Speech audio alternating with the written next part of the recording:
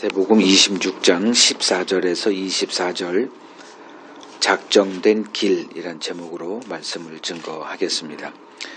자, 14절에서 16절 같이 읽겠습니다. 그때에 12 중에 하나인 가룟 유다라 하는 자가 대제사장들에게 가서 말하되 내가 예수를 너희에게 넘겨주리니 얼마나 주려느냐 하니 그들이 은 30을 달아 주거늘 그가 그때부터 예수를 넘겨줄 기회를 찾더라.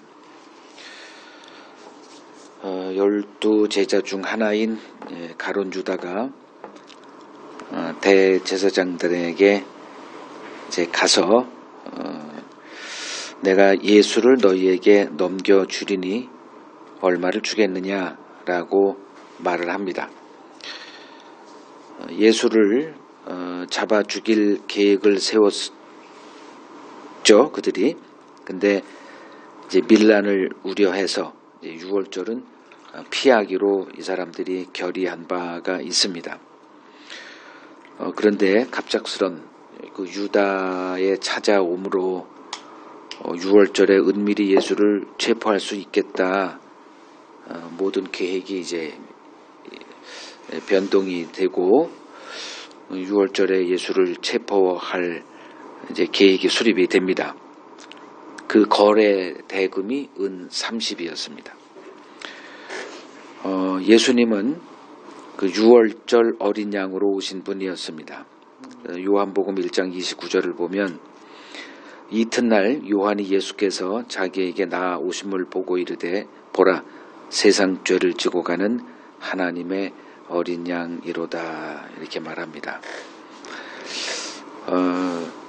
그러니까 예수님이 6월절 어린 양으로 오셨기 때문에 예수님의 죽음의 그 때도 6월절이어야 했습니다. 이것이 하나님의 뜻이었습니다. 그런데 그 대제사장들 장로들이 6월절은 피하자 이렇게 결의를 했기 때문에 이러한 하나님의 뜻이 이제 틀어지려고 했죠. 그런데 갑자기 이제 가룟 유다가 등장해서 이러한 하나님의 계획이 원래대로 이루어지게 됩니다. 그러니까 마귀의 계획은 실패로 끝나고 하나님의 뜻은 차질 없이 진행이 되어집니다. 여러분들 그 명심해야 될 게 그 하나님의 권능, 여기서도 지금 하나님의 권능이 나타납니다. 그 권능은 마귀의 일을 틀게 하는 권능이에요. 마귀는 하나님의 일을 회방 놓습니다. 그 가룟 유다의 마음에 예수 팔 생각을 집어넣어서 하는 그런 모든 것들, 이것이 하나님의 권능이라는 거예요. 마귀가 대단한 것 같지만 그 일을 이렇게 작동하는 거예요. 그래서 마귀가 가룟 유다의 마음에 예수 팔 생각을 집어넣고 그래서 대제사장들의 6월절에 예수를 죽이지 않으려는 계획이 다시 원래대로 6월절에 예수가 죽게 만드는데 사용하는 거죠. 자, 그러면 하나님의 권능을 우리가 좋아하죠. 능력을 구합니다. 그러면 이 능력은 어디에서 하나님이 행하시는가? 이거 여러분들이 정확하게 알아야 여러분들의 신앙에 혼란이 없습니다. 하나님의 전능하심, 하나님의 권능은 언제나 언약과 관계가 있습니다. 언약을 모르면 신앙은 헛발질할 수밖에 없습니다. 이게 기독교가 걸어온 길이다 저는 생각합니다. 신자가 신앙생활을 하면서 계속 끊임없이 원망합니다. 아이고 능력은 하나님이 엄청난 능력이 있는 분인데 왜 그 능력이 내게는 이렇게 행사되지 않아? 늘 이런 불평불만이에요. 그 이유는 그의 시선이 언약에 고정되어 있지 않기 때문입니다. 그냥 자기밖에 모르는 거예요. 하나님의 일을 배운 적이 없는 자, 그 결과물이 뭐냐? 원망불평입니다. 그래서 하나님의 전능하심을 언약에서 우리가 찾아야 합니다. 자, 여기서 이제 우리가 이제 질문을 할 수밖에 없죠. 예수의 부르심을 받고 제자로 함께 했던 유다가 왜 갑자기 예수를 배신하게 되었을까? 그가 예수의 제자가 된 것은 그러니까 예수께서 그를 선택했기 때문이죠. 그러니까 누가복음 6장 12절에서 16절을 보면 제자들을 선택하기 전에 예수님이 밤새 이제 기도하십니다. 그러니까 철야기도, 우리가 흔히 얘기하는 철야기도 예수님이 하신 거예요. 그리고 그 다음날 아침에 12 제자를 그 무리들 가운데 하나하나 호명해서 이제 부르세요. 뭐 베드로도 부르고 누구도 부르고 쭉 하다가 제일 마지막에 예수를 팔 가룟 유다까지 12 제자를 선택을 하세요. 그러니까 제자를 선택하는 것과 예수님의 밤새 철야 기도하는 게 엮여 있죠. 그냥 아무나 뭐 12명 한 게 아니라 밤새 고민한 거예요. 그럼 뭔 고민했을까? 이제 우리가 이제 겟세마네 기도를 또 보게 될 텐데 그거랑 갖다 보시면 돼요. 예수님의 기도는 언제나 자기를 부인하는 그 과정입니다. 그러니까 왜 철야 기도가 필요했을까? 왜 밤새 기도하면서 그리고 나서 그 결과물로 12 제자를 이렇게 하셨을까? 가룟 유다 때문이에요. 그러니까 예수님도 자기 마음에 드는 사람, 뭐 여러분 성정이나 예수님의 성정이나 하나도 다르지 않습니다. 내 마음에 드는 사람과 같이 있고 싶어져요. 저도 이제 나이가 들면서 이렇게 볼 때 불편한 사람 만나고 싶지 않아요. 그래서 단순화시킵니다. 이거는 모든 철학자들이 공통적으로 말하는 거예요. 여러분들이 이제 뭐 행복한 삶을 살고 싶습니까? 사람 선택 잘하십시오. 특히 평생 같이 있어야 할 사람을 잘못 선택한 결과는 그냥 평생 고통 속에 살 수밖에 없습니다. 예수님도 별거겠어요. 육신으로는 동일하죠. 마음에 드는 사람과 함께 이렇게 가뜩이나 힘든 삶을 사셔야 돼요. 그 12명을 선택해야 되는데 하나님의 계속 압력이 들어와요. 쟤 골라. 근데 예수를 팔자, 나를 팔자야. 같이 있고 싶지 않아요. 이 싸움이 이 밤새 기도였다 이렇게 보시면 됩니다. 그리고서 선택을 한 거예요. 왜? 그게 아버지의 뜻이기 때문에 그렇습니다.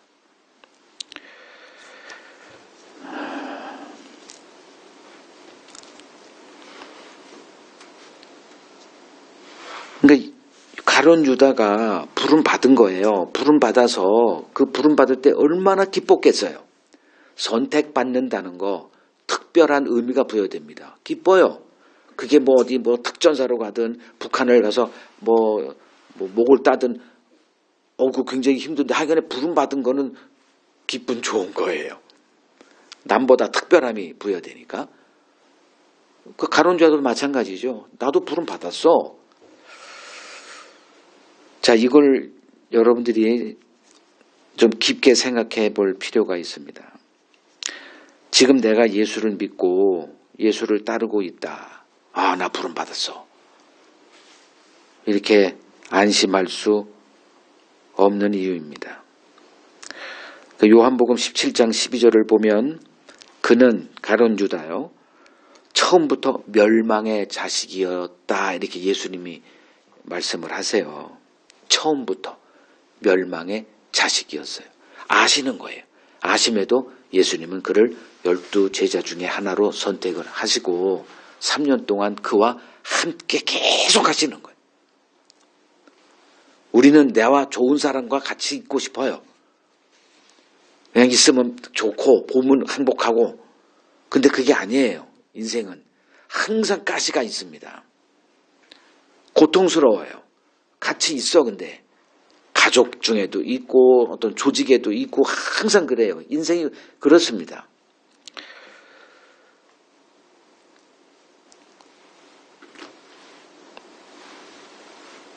이제 마귀가 그 가룟 유다를 미혹할 때 하나님이 왜 그걸 모르시겠어요? 그거를 허용을 하십니다. 왜 그랬을까?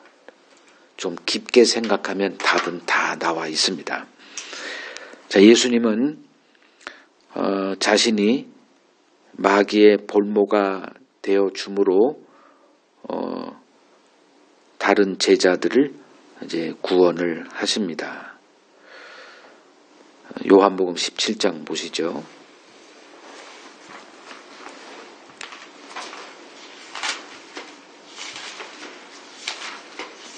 요한복음 17장은 예수님의 기도죠.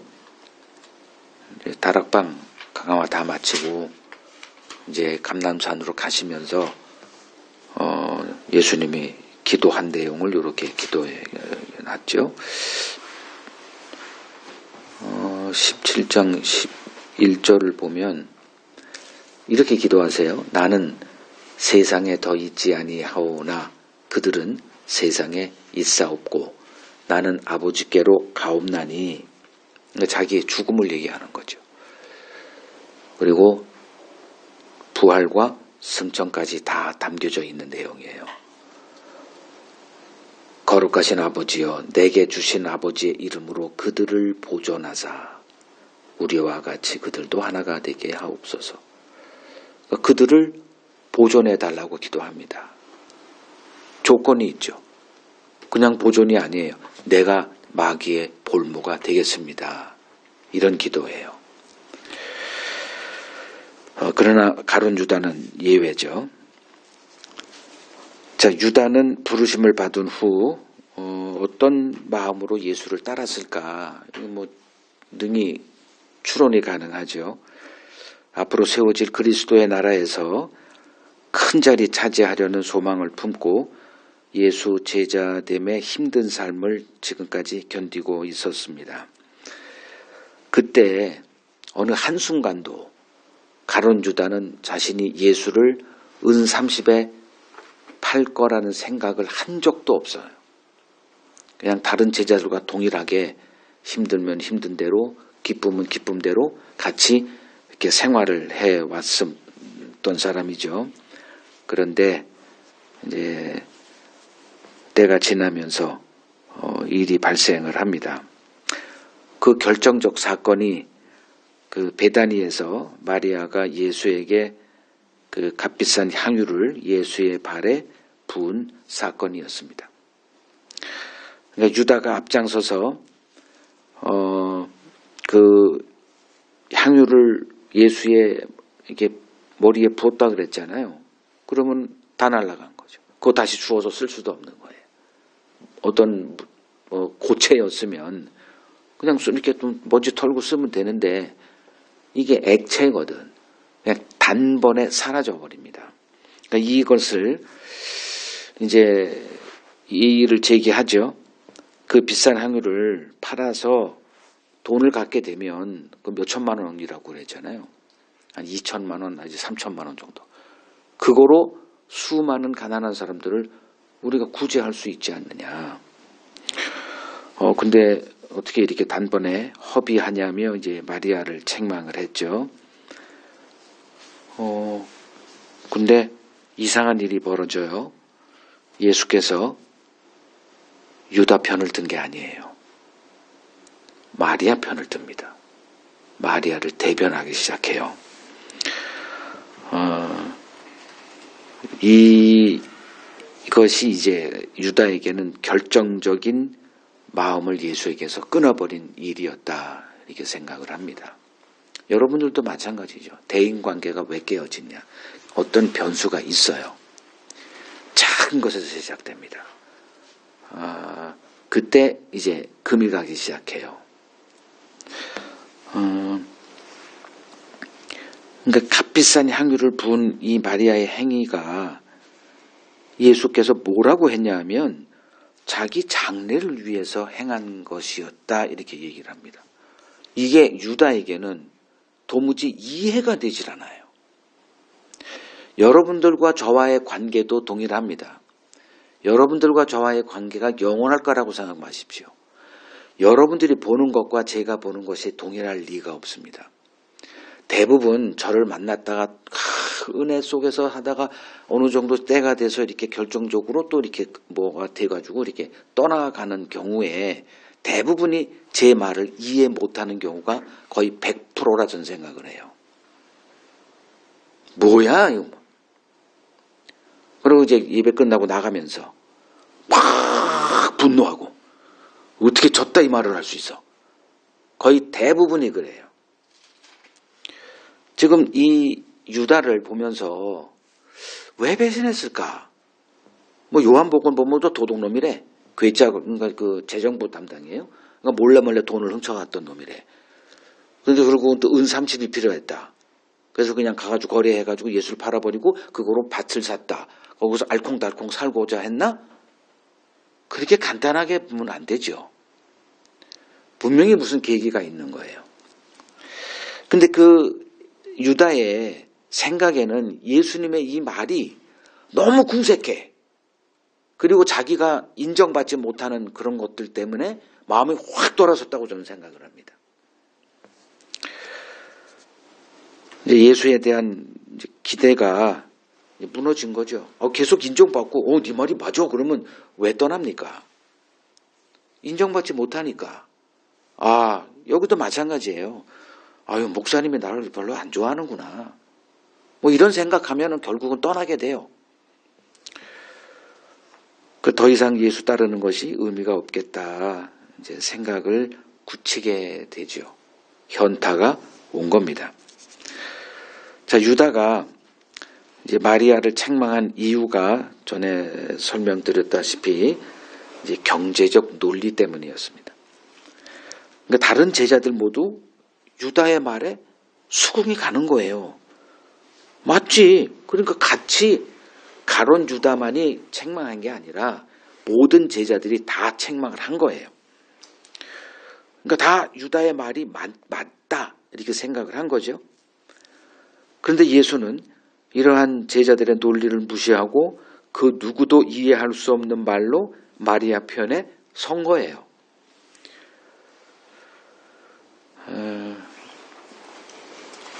대부분의 사람들이 이 구절을 이해 못하죠.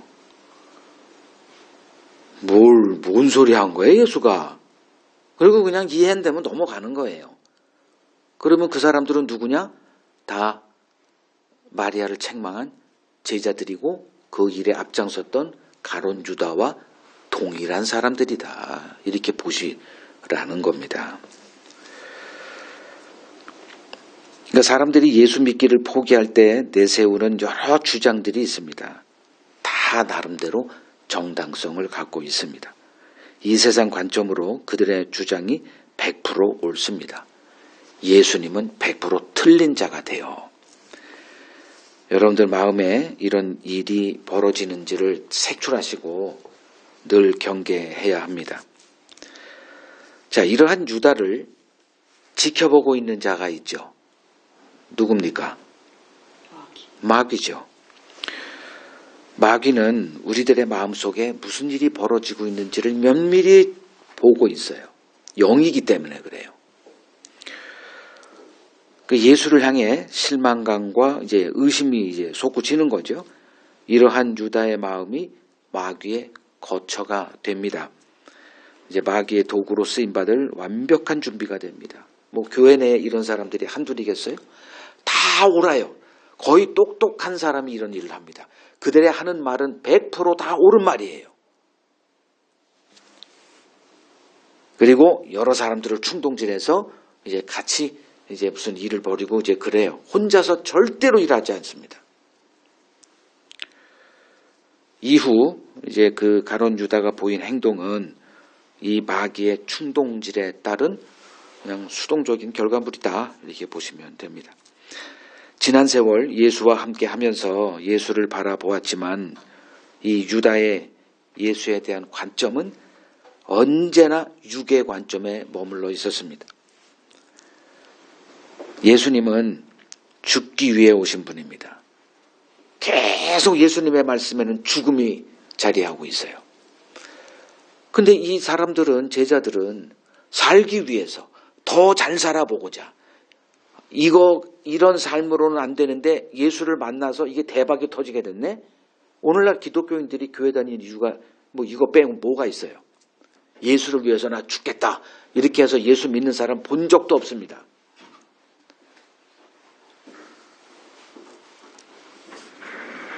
그 예수님은 죽기 위해 오신 분이에요.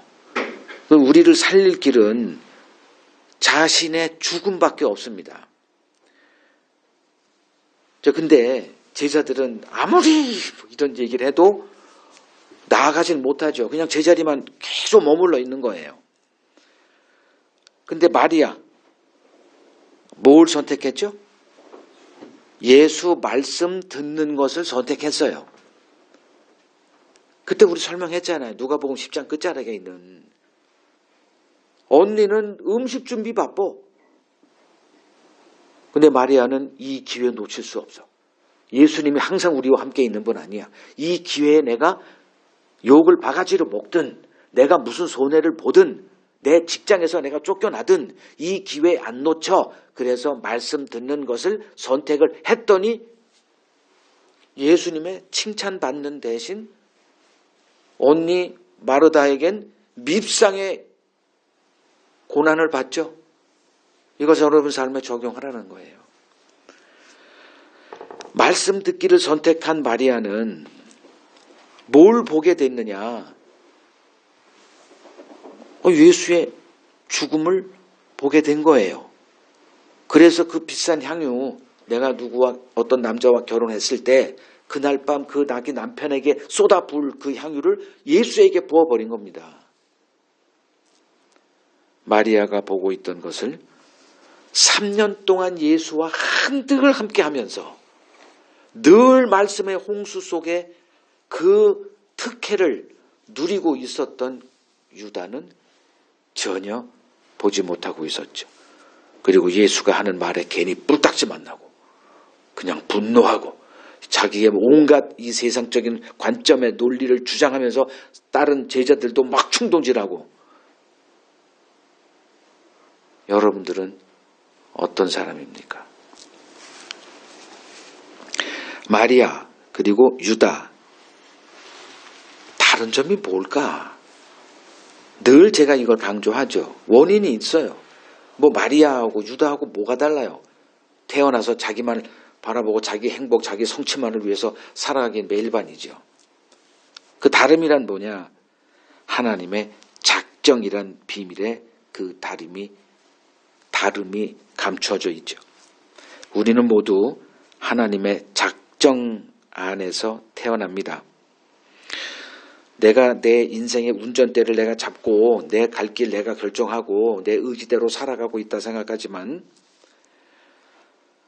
실제는 하나님의 작정 안에서 하나님께서 내 길을 이끌어 가시는 이러한 삶을 우리는 살아가고 있습니다. 창세기 25장 23절을 보면 이 비밀이 드러나죠. 리브가가 임신을 했는데 이게 복이 아니라 이게 여러 가지 이제 혼란으로 작동이 돼요. 이게 뭐 그냥 난리가 벌어져요. 그래서 하나님께 묻죠. 그러니까 하나님이 비밀을 계시합니다. 네 뱃속에 두 백성이 있다. 큰 자가 작은 자를 섬길 거야. 그래서 야곱은 둘째로 태어났어요. 이건 못 바꿔요. 근데 운명이 바뀌어요. 그걸 보여주는 거예요. 그리고 장자로 태어난 에서는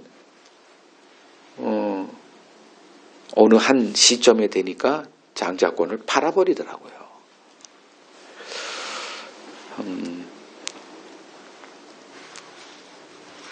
자, 하나님의 이러한 일이 있잖아요. 우리가 성경을 들여다보면 전혀 다른 게 그 힘이 작동을 해요. 근데 우리는 이런 하나님의 일을 느끼지 못하죠. 하루 종일, 뭐 일주일 내내, 한 1년, 몇십 년 동안 살아가면서 그냥 내가 사는 거예요. 무슨 말씀 들으면 그런 것 같기도 한데 막상 내가 사는 현실에 하나님의 이런 것이 느껴집니까? 그냥 살아가는 거예요. 그러니까 정신줄 똑바로 차리라는 거예요. 뭐와 같으냐 하면 지구가, 우리가 살고 있는 이 행성, 이 지구가 자전을 하죠. 그리고 태양을 중심으로 공전을 하죠. 그 속도가 엄청나게 빠르답니다. 이걸 도는 것도 엄청 빠르대. 이걸 나는 뭐 느끼지도 못하죠. 왜? 너무 크니까. 못 느끼는 거예요. 하나님의 그 일하심이 너무 광대하기 때문에 전혀 모르고 사는 거예요. 어디서 발견하느냐? 말씀 안에 들어가면 하나님이 우리에게 보여주세요. 얼마나 축복인지 몰라요.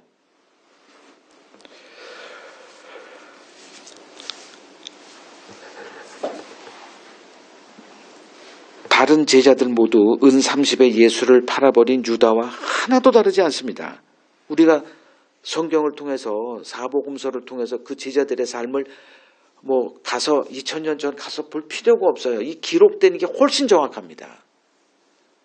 너무 선명해요. 똑같아. 그냥 우리들의 자화상이에요. 그냥 판박입니다. 붕어빵이에요. 근데 가룟 유다는 이 길로 나아갔고 다른 11명의 제자는 그 선을 넘지 않더라고요. 동일하게 마리아를 책망하는데 같이 참여했어요. 그리고 예수님이 갑자기 자기들을 편에 서는 게 아니라 마리아의 편에서, 그리고 뭐 이상한 궤변을 들어놓고 에이 저까 마리아가 좋은가 보다, 그러니까 뭐 저런 이상한 소리나 했었고, 못 알아먹는 거예요. 그럼에도 유다는 예수를 파는 길로 그냥 나아갑니다.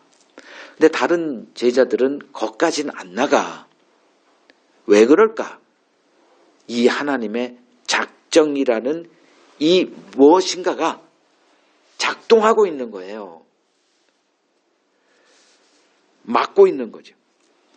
우리가 천국의 상속자가 된 것은 하나님의 작정이란 은혜 때문이라는 것 명심하십시오. 17절에서 19절 읽겠습니다. 무교절의 첫날에 제자들이 예수께 나와서 이르되 유월절 음식 잡수실 것을 우리가 어디서 준비하기를 원하시나이까? 이르시되 성한 아무에게 가서 이르되 선생님 말씀이 내 때가 가까이 왔으니 내 제자들과 함께 유월절을 내 집에서 지키겠다 하시더라 하라 하시니 제자들이 예수께서 시키신 대로 하여 유월절을 준비하였더라.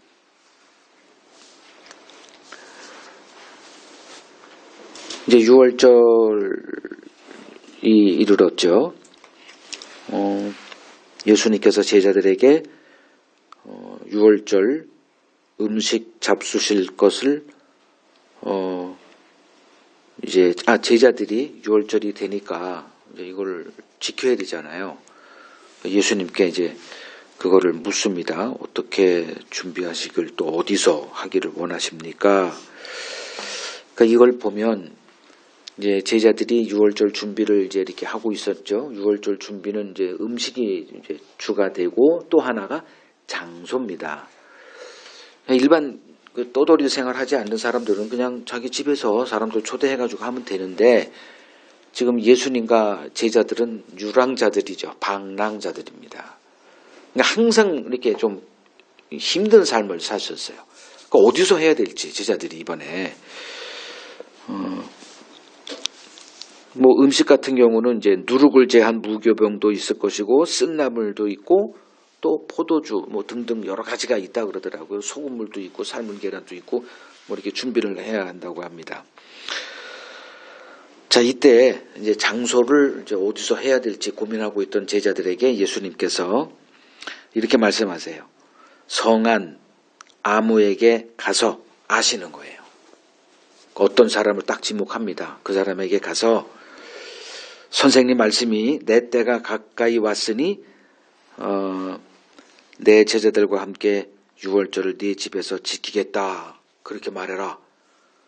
그러니까 제자들이 또 그렇게 했죠. 그랬더니 그 사람이 내주고 이제 유월절을 준비하는 일이 차질없게 진행이 됩니다. 자, 여기서 두 가지 이제 주목할 내용이 있어요. 이제 첫 번째는 내 때가 가까웠다. 이제 이 말을 하세요. 여기다 주목을 하십시오. 내 때가 가까웠다. 예수님의 때. 우리 모두 자기 때를 생각합니다. 그러니까 우리가 야, 내 때는 아직 안 왔어. 뭐 이 얘기는 뭐죠? 내가 뭐 화양연가 내 때는 아직 이르지 않았어. 뭐 이런 걸 얘기하죠. 내가 꽃 피울 때는 아직 이르지 않았어. 그러니까 다 자기 중심적인 거예요. 근데 예수님이 지금 6월절 준비를 하면서 내 때가 가까이 왔다. 내 때란 6월절 어린 양으로 드려질 때입니다.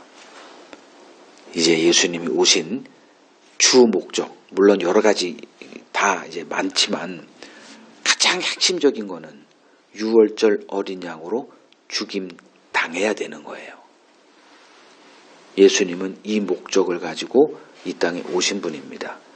내 때 놓치지 않았어요. 피하지 않았습니다. 항상 그것을 염두에 두고 사셨다. 즉 예수님의 삶은 십자가에 고정된 삶이었다. 육적으로 보면 골고다에서 나무에 못 박힐 때 예수님이 십자가에 달렸다 이렇게 말할 수 있지만 예수님의 이 땅에 오시기 전부터 예수님은 이미 십자가에 못 박힌 상태로 이 땅에 태어났고 못 박힌 상태로 사셨고 그냥 골고다에서는 그것이 그냥 구체적으로 드러난 하나의 현상입니다. 그러니까 예수님의 마음은 십자가라는 아버지의 뜻에 못 박힌 상태의 마음이었다. 여기 보시면 되지. 예수님이 하신 행동 가운데 좀 특이한 게 있어요.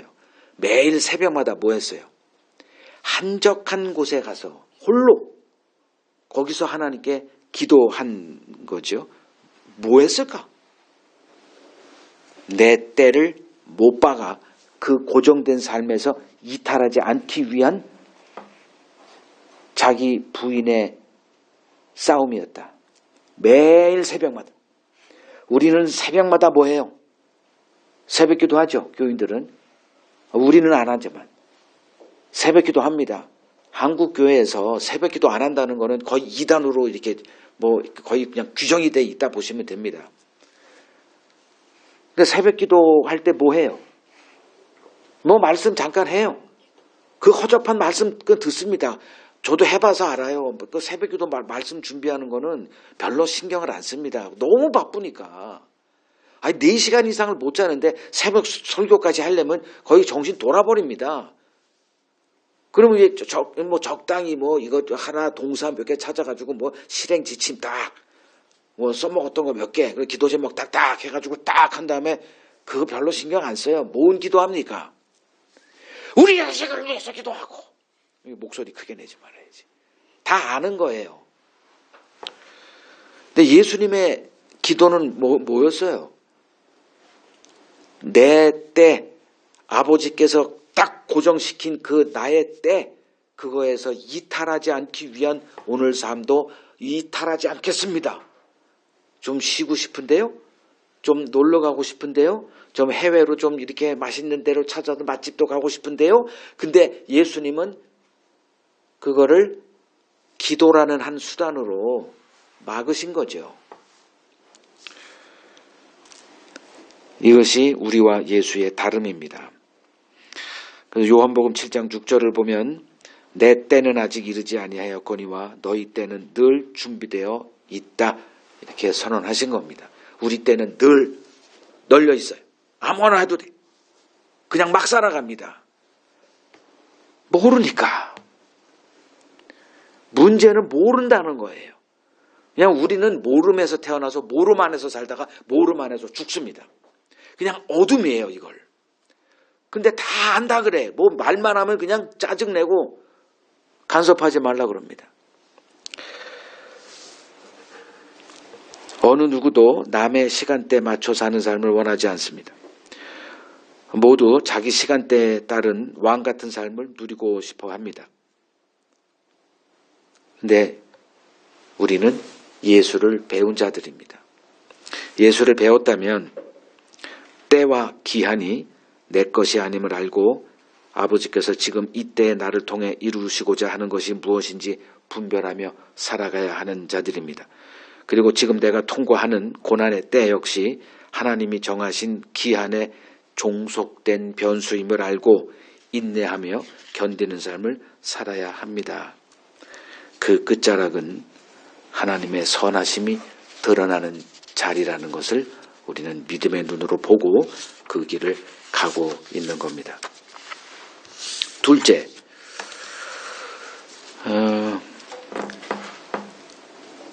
어떻게 준비를 해야 될까요? 예루살렘 안에서 이제 유월절을 지키는 것 같은데 어디서 해야 될까요? 그랬더니 예수님이 그냥 그 안에 어떤 사람이 있어. 그 사람 찾아가서 선생님이 이걸 지키겠다고 한다. 그렇게 얘기해. 그러니까 제자들이 또 이게 될까? 가서 그 사람한테 얘기했더니 그래? 그리고 우선 자리가 제공이 됩니다. 그리고 거기서 유월절을 지켜요. 자, 예수님의 삶은 그러면 어떤 삶이었을까? 예수 자신을 위한 삶이 아닌 아버지께서 보내신 일을 이루고자 하는 삶이었습니다. 그래서 예수님은 그때그때 자신의 필요를 누가 책임져줘? 아버지께서 공급해 주실 것을 그냥 알고 그냥 사는 삶이었습니다. 부른 자가 부름받은 자의 삶을 책임집니다. 자, 유월절 준비를 어떻게 할까 염려하고 있는 제자들과 달리 예수님은 이것 역시 아버지께서 준비해 놓으셨음을 알고 계셨습니다.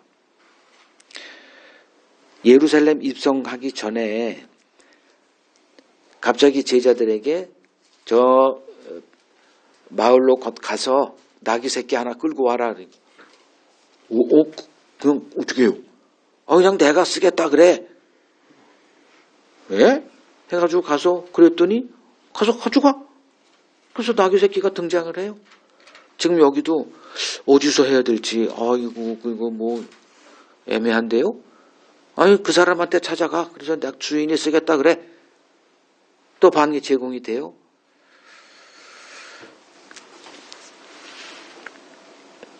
부른 자가 이에 응한 자들의 삶을 책임져 주는 것은 만고의 법칙입니다. 신자는 예수의 부르심을 받은 자들입니다. 우리는 이 부르심에 응한 삶을 살면 됩니다. 여기서 간단함이 등장해요. 이건 복잡한 게 아니에요. 지난 시간에 생각은 단순하고 간단하고 이걸 추구해요.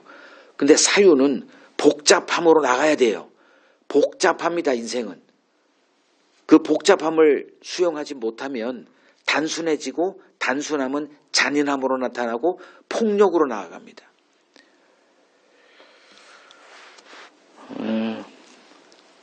근데 부른 자가 부름에 응한 자의 삶을 책임져 준다는 이건 아주 단순한 거예요.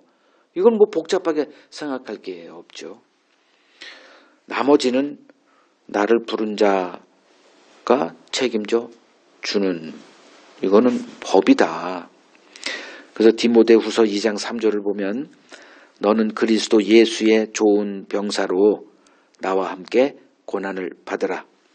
병사로 복무하는 자는 자기 생활에 얽매이는 자가 하나도 없나니 이는 병사로 모집한 자를 기쁘게 하려 함이라 이렇게 말합니다. 저도 저를 부르신 자의 그 부르심 안에서 지금 삶을 살아갑니다. 뭐 세상을 살아가는데 경제 활동은 피할 수 없죠. 뭐 여러 가지 이제 변수가 작동이 돼요. 그때마다 이제 이 싸움이 있는 거예요. 병사로 복무하는 자는 자기 생활에 얽매이는 자가 하나도 없다. 말은 쉬운데 그러면 어떻게 먹고 살지? 내 가족은 누가 책임져 주지? 이러한 기본적인 이런 본능적인 욕망이죠. 이것과 매일 싸웁니다. 이건 피할 수 없는 싸움이에요. 병사로 모집한 자를 기쁘게 하는 삶이 무엇일까? 여러분들도 부르신 자를 어떻게 기쁘게 할 것인가를 고민하며 살아야 되는 자들입니다. 그러니까 나를 부르신 분이 무엇을 기뻐하는지 아는 일에 초점을 맞추고 살면 돼요. 이걸 하지 않기 때문에 신앙생활이 막 꼬이는 거예요. 그분이 무엇을 기뻐하는지 오해하면 신앙생활은 뒤엉키게 돼 있습니다. 예를 들어서 성전을 지어드리는 게 하나님을 기쁘게 하는 거다라고 이제 목사들이 얘기하죠. 예배 드리는 거. 전에도 얘기했지만 예배는 의식이 아닙니다. 물론 의식이라는 그릇 필요해요. 근데 그걸 드렸다고 하나님이 기뻐할까? 꿈 깨십시오 제발. 헌금 드리는 거, 11조, 전도하는 거 이런 종교의식을 하나님이 기뻐하시는가? 정신 좀 차리고 신앙생활 하세요. 아무리 얘기를 해도 단순한 사람은 제 설교 진짜 이해 못해요. 무슨 기독교를 파괴하는 자 같이 들리고 그럴 거예요. 하나님이 기뻐하는 삶의 표준이 신약 성경에 아주 자세하게 기록되어 있습니다. 그들이 바로 사도들의 삶입니다. 우리는 사도의 터 위에 서 있는 자들입니다. 그럼 사도들을 보라는 얘기예요, 이 얘기는. 그럼 사도들은 어떤 삶을 살았는가? 그래서 우리 앞서 부르심을 받고 이 믿음의 길을 먼저 걸어갔던 구름같이 둘러싼 허다한 증인들이 우리 앞에 있어요. 우리는 지금 이 시대에 부르심을 받고 그들이 걸어갔던 동일한 이 믿음의 경주를 하고 있는 자들입니다. 그들이 우리를 지켜보고 있다 생각하라는 거예요. 예수님도 우리를 지켜보고 있고 우리 앞서 걸어갔던 믿음의 선진들도 우리를 지켜보고 있어요. 저도 이렇게 집에 있다가 누가 이렇게 자녀들이 집에 들어오면 그냥 TV를 보고 있다가도 갑자기 TV 딱 끄고 책상에 앉아가지고 하는 척 이렇게 의식하거든요. 이걸 의식하라는 거예요. 우리 앞서 믿음의 그 길을 걸어갔던 그 선진들이 우리를 지켜보고 있다. 이거 하면 느슨해질 수 있을까요? 생각을 바로 잡으라는 거예요. 예수님이 나를 지켜보고 있어. 이거 생각하지 않으면 그냥 느슨해지는 거예요. 예수님의 삶, 우리가 시선을 고정해야 되는 이유입니다. 20절에서 24절 같이 읽겠습니다. 저물 때 예수께서 12 제자와 함께 앉으셨더니 그들이 먹을 때 이르시되 내가 진실로 너희에게 이르노니 너희 중에 한 사람이 나를 팔리라 하시니 그들이 몹시 근심하여 각각 여짜오되 주여 나는 아니지요. 대답하여 이르시되 나와 함께 그릇에 손을 넣는 그가 나를 팔리라. 인자는 자기에 대하여 기록된 대로 가거니와 인자를 파는 그 사람에게는 화가 있으리로다. 그 사람은 차라리 태어나지 아니하였더라면 제게 좋을 뻔하였느니라. 장소는 준비되어 있고 모든 게 이제 다 갖추어져 있습니다. 이제 예수님께서 12 제자와 함께 유월절을 이제 하기 위해서 식사를 하죠. 이제 먹을 때 갑자기 충격적인 말씀을 하십니다. 그러니까 마태복음 16장에서도 뜬금없이 예수님의 속마음을 꺼내죠. 그때 엄청난 예수와 제자들 간의 충돌이 벌어졌다는 거 다 설명을 했습니다. 근데 이제 돌아가시기 전날 제자들과 즐거운 만찬 시간에 숟갈 뜨기도 전에 예수께서 갑자기 또 다른 충격적인 말씀을 꺼내십니다. 십자가에 가까이 가면 갈수록 충격의 연속이라는 것쯤은 알고 계십시오. 우리가 생각했던, 우리가 기대했던 삶은 없습니다. 뚜껑을 열면 열수록 여러분들에게 우와, 이거 내가 감당할 수 있나? 좀 인내하고 또 들어가 보니까 아우, 이거 뭐야? 이거 왜 이렇게 무거워? 이거 하나 짊어져가지고 좀 익숙해졌다 했더니 또 다른 게 또 짊어져요. 계속 충격적인 것이 쏟아집니다. 뭔 얘기를 하셨는가? 너희 중 하나가 나를 팔 거야. 이 말씀을 하세요. 깜짝 놀란 제자들이 어떻게 반응을 보이느냐? 22절 몹시 근심하여 각각 한 사람 한 사람 예수님께 주여 나는 아니죠. 나는 아니죠. 12번의 대화가 이제 진행이 됩니다. 이때 예수님이 나와 함께 그릇에 손을 넣는 그가 나를 팔리라.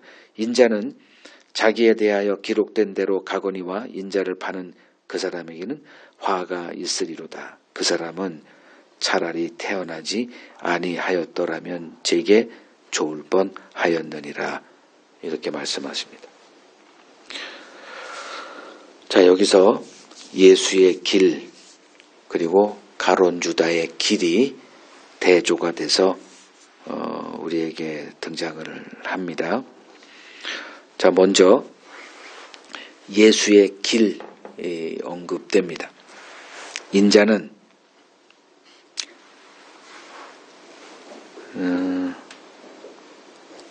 24절 인자는 자기에 대하여 기록된 대로 가거니와.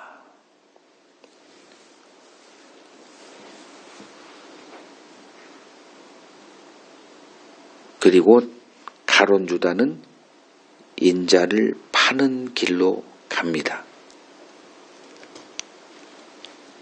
자, 기록된 대로 가는 삶.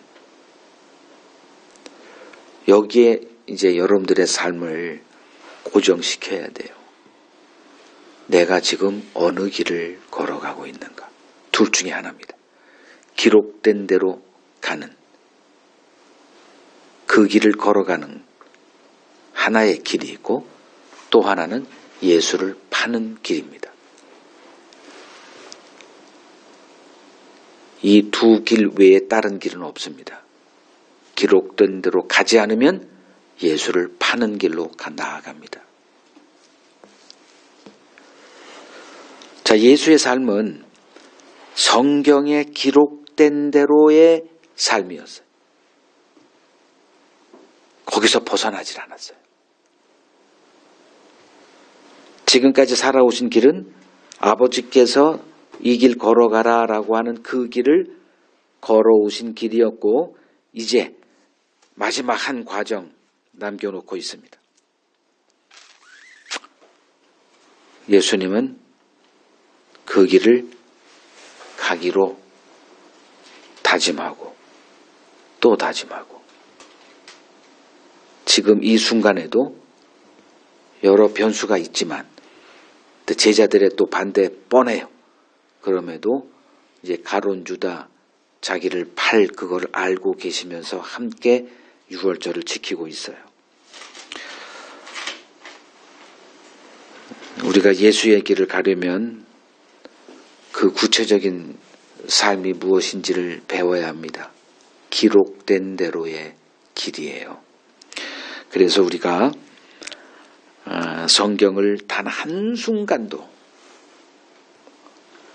떼서는 안 됩니다. 놓치는 순간 딴 것을 그러니까 시선을 딴 거로 이렇게 옮겨가는 순간 예수를 파는 길로 갈 수밖에 없어요. 여러분들이 이걸 깊이 묵상하십시오. 아니 기록된 대로 벗어나는 게 예수의 파는 길로 가는 거야? 왜 그런 말을 하지? 난 예수 판 적이 없어. 앞으로 안 팔 거야.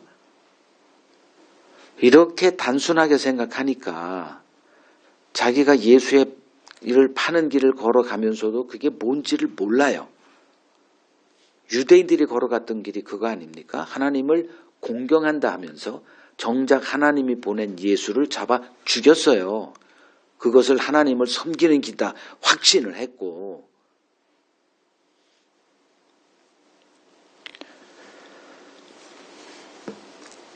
기록된 대로의 길을 걸어가기 위해서 해야 될 일이 뭐냐? 여호수아 1장 8절 한번 보시죠. 이걸 암송하는 사람은 암송도 할 거예요. 여호수아 1장 8절 한번 보세요.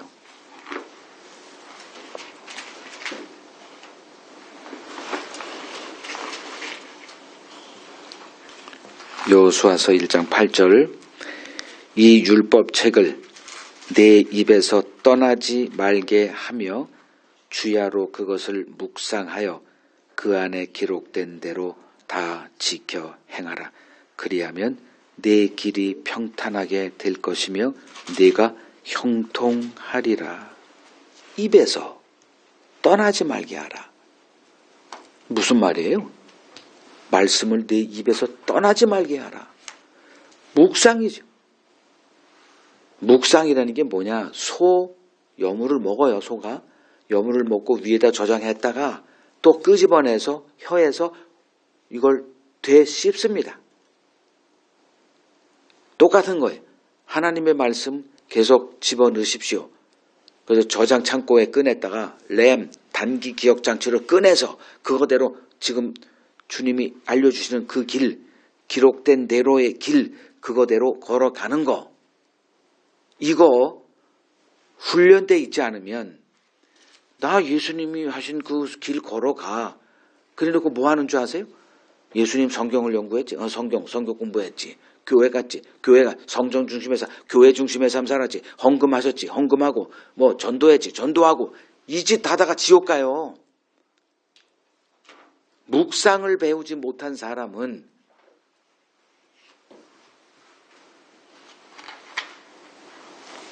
그냥 하나님의 뜻을 행한다 생각하면서 하나님을 대적하는, 즉 예수를 파는 가룟 유다의 길을 가게 돼 있습니다.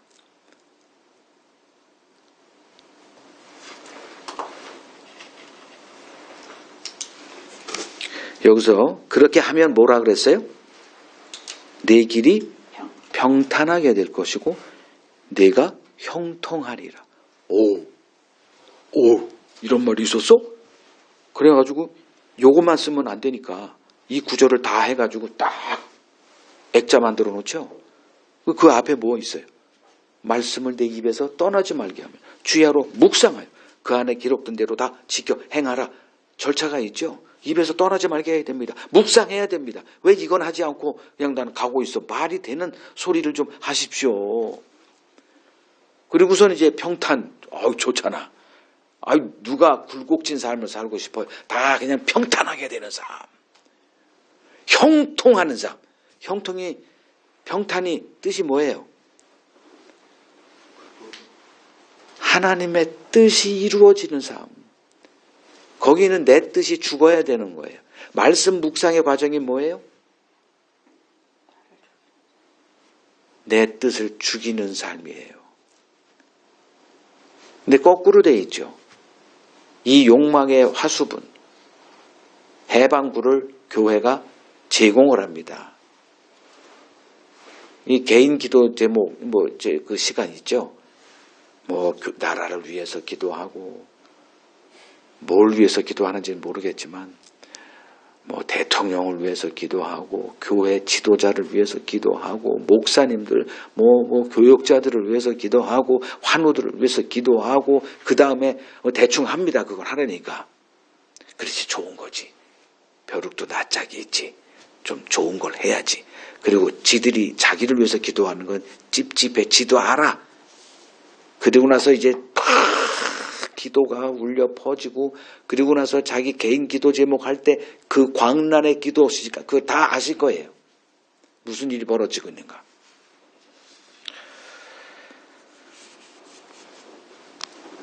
하나님의 형통이란 생각을 안 해요. 자, 두 번째, 가롯 유다의 길이 언급되죠. 인자를 파는 그 사람에게는 화가 있을 거야. 그 사람은 차라리 태어나지 아니하였으면 제게 좋을 뻔했다. 이런 말씀을 하십니다. 자, 유다가 예수에게 자기 이름이 호명돼서 예수의 제자가 되었을 때 그는 자기가 이런 결국으로 끝날지 단 한 번도 생각하지 않았을 거예요. 자기를 제자로 부르신 예수에게 너무 고마운 거예요. 그분에게 내가 오른팔이 되어주겠다. 뭐 온갖 우리들이 생각했던 그런 걸 다 하면서 3년간의 제자의 삶을 이제 견디어 왔습니다. 그러나 결국 예수에게 실망하고 예수를 등지고 떠나는 길로 나아갑니다. 그래서 예수께서 이 유다를 향해서 이 사람은 차라리 태어나지 않았으면 좋을 뻔했던 자다 이렇게 말씀을 하세요. 자, 위에 언급된 두 길 가운데 어느 인간도 자기 의지로 예수의 길을 선택할 자는 없습니다. 모든 인간에게 놓여있는 선택지는 가론 유다의 길입니다. 우리 모두 예수에게 실망해요. 그리고 실족합니다. 세례 요한조차 예수에게 실족했어요. 다른 예수를 기다려야 되나요? 왜 그딴 일을 하고 있습니까? 왜 우리들이 기대했던 모습으로 등장하지 않아요? 실망하고 고민하다 실족하게 되는 게 우리들입니다. 값비싼 향유를 예수에게 부어버린 마리아를 보고 분노하는 자들이에요. 주를 위해 헌신한 결과 손해만 보고 있는 자신의 허비된 인생을 보고 낙망하며 내가 정말 이 길을 계속 걸어가야 되나? 매 순간 흔들리는 자들입니다. 가론 유다에게 하신 이 사람은 차라리 태어나지 아니하였더라면 제게 좋을 뻔했다 하신 예수님의 말씀은 실상 우리들을 향한 말씀입니다. 그러면 가론 유다와 다른 제자들의 차이는 무엇일까? 다른 제자들은 유다와 달리 예수를 배신하고 은 30에 파는 지경까지는 나아가지 않았습니다. 그 이유가 무엇인지 성경이 아주 분명하게 설명해 줍니다. 누가복음 22장 보죠. 누가복음 22장 31절 32절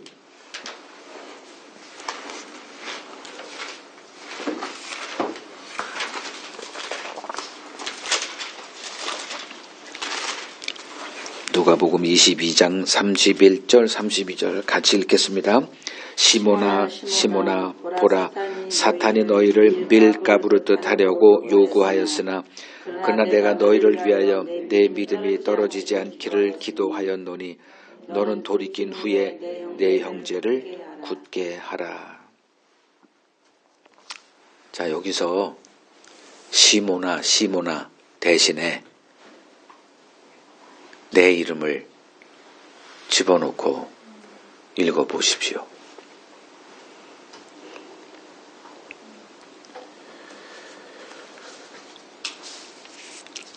우리 가운데 자기 의지로 신앙의 승리자가 되는 자는 없습니다.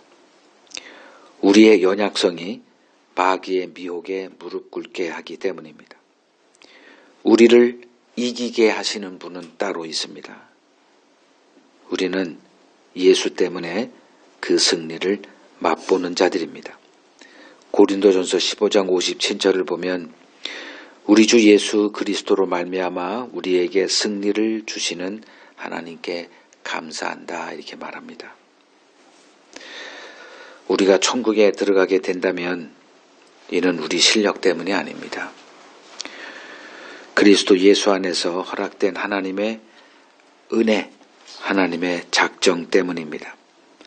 다행히 우리의 길은 창세전에 이미 작정되어 있습니다. 우리 모두 각자 자기 길을 걸어갑니다. 그 길은 멸망의 길이라는 것을 우리는 본능적으로 알고 있어요. 하나님은 이러한 우리를 강한 손으로 붙들어 하나님이 작정해 놓으신 길로 이끌어 가십니다. 사무엘상 6장을 보시죠. 법궤가 블레셋 사람들에게 뺏깁니다. 이스라엘 백성들은 법궤를 뺏긴 것 때문에 충격받고 낭망하에 있는 상태입니다.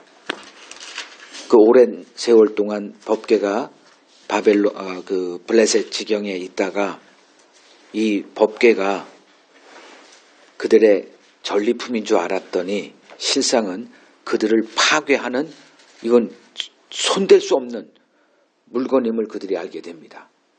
몇 번 실험을 해봤거든. 그래서 결국은 다시 이스라엘로 돌려보낼 계획을 세웁니다. 그러니까 너무 잘못한 것 같아.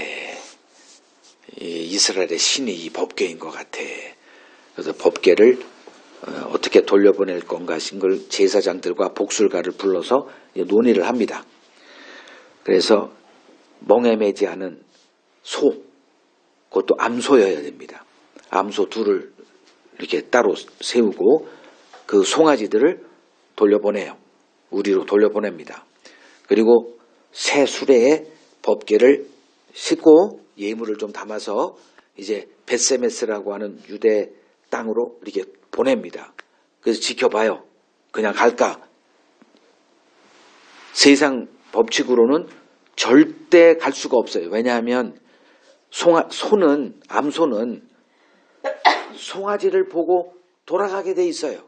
지 새끼한테 가게 돼 있어요. 직장으로 가게 돼 있고 돈을 찾아가게 돼 있어요. 근데 어떻게 돼 있어요? 6장 12절에 암소가 벳세메스 길로 바로 행하여 대로로 가며 갈 때 뭐했다? 울어! 가면 안 돼! 근데 발은 어디로 가? 벳세메스를 향해서 가요. 몸은 가고 있지만 마음은 안 돼! 이게 신앙생활이에요. 누가 고난을 향해 갑니까? 누가 십자가로 가고 싶어요? 누가 자기를 부인하고 싶어요? 자기를 이루고 싶지. 그러니까 우는 거예요. 매일매일 울어요. 이게 예수의 모습 아닙니까? 아닙니다. 가룟 유다는 제발. 이 울음이 없는 사람은 그건 신앙생활 하는 사람이 아니에요. 착각하고 있는 거예요. 신앙은 내가 하는 것이 아닙니다. 내가 내 의지로 걸어가고 있는 것 같지만 실상은 보이지 않는 하나님의 붙드심과 인도하심이 우리를 언약의 성취자 되신 예수에게 이끌어 가십니다. 이 세상 끝날 하나님 앞에 서는 그날 우리와 함께 하심으로 약속에 신실하신 하나님의 은혜의 실체가 드러나게 될 것입니다. 하박국 2장 20절을 보면 오직 여호와는 그 성전에 계시니 온 땅은 그 앞에서 잠잠할지니라 이렇게 말합니다. 쏟아내고 싶을 거예요. 분노를 표하고도 싶고 딴 사람들에게 이성적인 자기 논리를 막 주장하면서 이게 왜 이런 일이 내게 벌어져 막 이렇게 생각 하고 싶을 때도 있을 겁니다. 다 때려치고 그냥 옛삶으로 돌아가고 싶을 때도 많을 거예요. 앞으로 여러분들의 삶의 앞에 끊임없는 장애물들이 앞에 놓여 있을 것이고 하나 넘으면 또 하나 있고 또 충격적인 사건에 직면하게 될 것이고 내가 원했던 삶이 이렇게 하나도 안 벌어지냐 계속 원망과 불평이 쏟아질 겁니다. 그때 여호와 하나님은 성전에 계시다는 거, 거기서 모든 비밀이 드러난다는 거, 그럴 때 내가 잠잠해진다는 거 기억하십시오. 성전이 어디냐? 말씀입니다. 말씀 앞에서 우리들의 모든 논리가 아무 의미도 없구나. 내가 너무 작게 보고 있구나.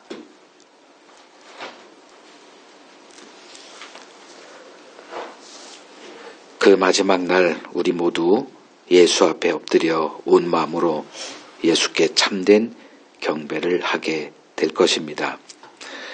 인내와 견딤의 은혜가 여러분들의 삶에 충만하기를 소망합니다.